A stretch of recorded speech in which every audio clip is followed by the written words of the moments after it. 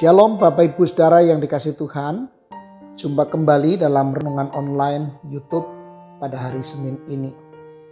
Kita akan merenungkan firman Tuhan dari kitab Wahyu pasal 22 ayat 18 sampai dengan ayat 21. Mari sebelumnya kita berdoa.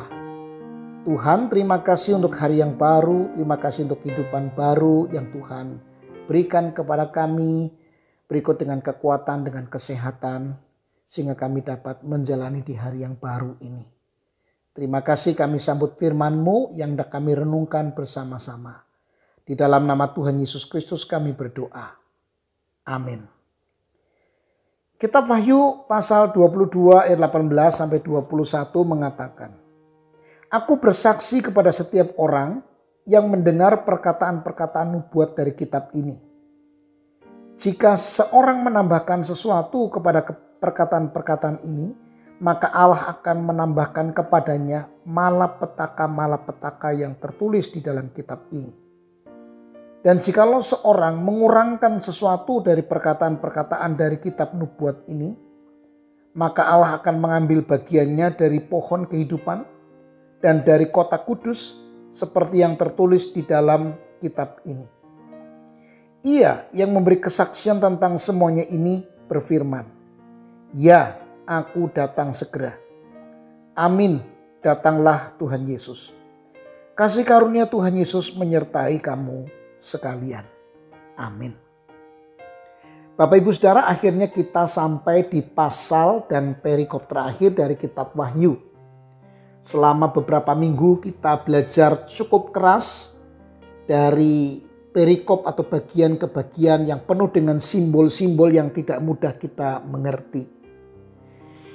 Sebagaimana kita telah belajar di awal bahwa tujuan dari kitab Wahyu ini ditulis adalah untuk menghibur dan menguatkan umat Tuhan pada zaman itu yang sedang menghadapi penganiayaan yang sungguh sangat berat dari kekaisaran Nero.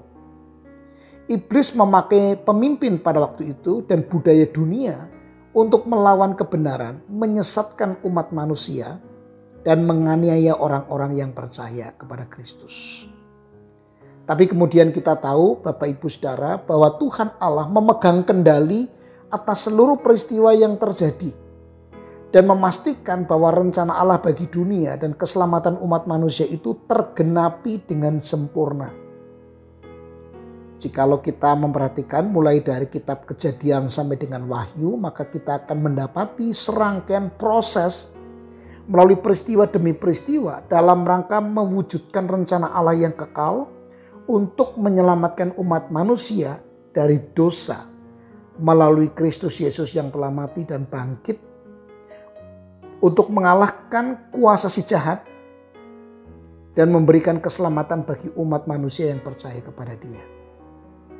Sebab itu Bapak Ibu Saudara, pesan terakhir ini menjadi penting agar tidak boleh ada seorang pun yang menambahkan atau mengurangkan seluruh kebenaran yang telah diwahyukan di kitab Wahyu dan seluruh kitab di dalam Alkitab yang telah diwahyukan Tuhan berkaitan dengan sejarah keselamatan yang puncaknya di dalam Kristus Yesus. Bapak Ibu Saudara, selama kita ada di dalam dunia, kita memang akan terus-menerus menghadapi kuasa iblis dan siasatnya yang memakai apa saja, baik pemimpin zalim, sistem kepercayaan yang terus-menerus melawan Kristus, untuk melawan kebenaran, untuk menyesatkan dan menganiaya umatnya. Karena itu menjadi begitu penting untuk kita selalu berdoa kepada Tuhan, seperti perkataan Yohanes ketika ia mengaminkan atau mengharapkan kehadiran Allah yang menguatkan, yang menghiburkan, sehingga di tengah situasi apapun, termasuk kesulitan dan penderitaan karena iman percaya, kita tetap setia mengiring Tuhan sampai waktunya tiba bahwa kita akan dibawa masuk ke dalam langit dan bumi yang baru di mana tidak lagi ada penderitaan. Marilah Bapak Ibu Saudara, kita bertekun dalam iman percaya kepada Kristus di tengah segala situasi apapun yang menimpa dan menekan kita. Percayalah bahwa Kristus memegang kendali, memegang situasi kehidupan kita, Dan Dia akan mengalahkan kuasa si jahat yang terus berusaha menyerang kita. Marilah jalani hidup kita ke depan bersama dan di dalam Kristus, supaya kita mendapatkan kekuatan untuk melewati semua peristiwa yang terjadi, dan saatnya nanti kita bisa tiba di langit dan bumi yang baru bersama dengan Kristus dalam kedamaian surgawi. Kita berdoa. Tuhan, tolonglah kami untuk setia mengiringmu sampai akhir hidup kami masing-masing. Kami mau mempercayakan hidup kami dalam kendali Tuhan. Karena Engkau telah mengalahkan iblis itu di kayu salib, maka bersama dengan Tuhan kami sanggup mengalahkan serangan-serangan iblis yang bisa memakai apapun untuk membuat kami tidak setia kepadamu. Berkatilah umat-Mu hari ini dan sepanjang kehidupan kami, agar kami boleh terus-menerus setia sampai akhir hidup kami masing-masing. Dan kami masuk ke dalam kehidupan yang kekal bersama dengan Tuhan. Di dalam Kristus Yesus kami berdoa. Amin.